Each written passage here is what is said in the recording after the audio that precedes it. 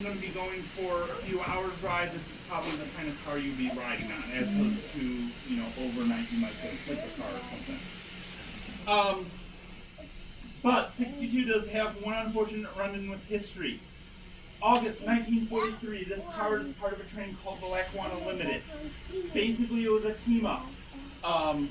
The Delaware, Lackawanna, and Western would haul the train from New York City to Buffalo, New York, where the nickel plate would take over and haul it for the rest of the way from Buffalo on to Chicago.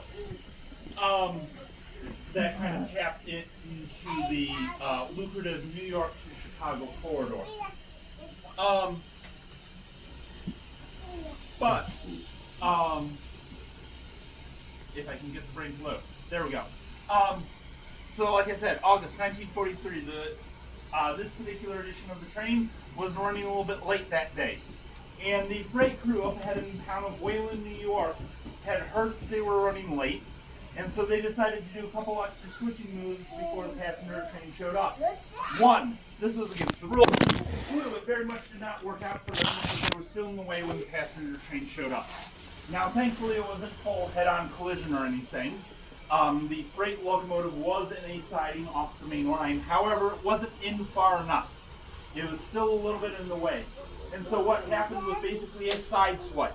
But when we're talking about things as big and heavy as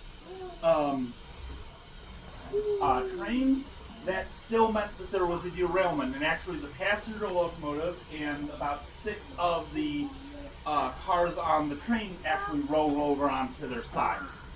Now, the 62 here stayed upright. Good news.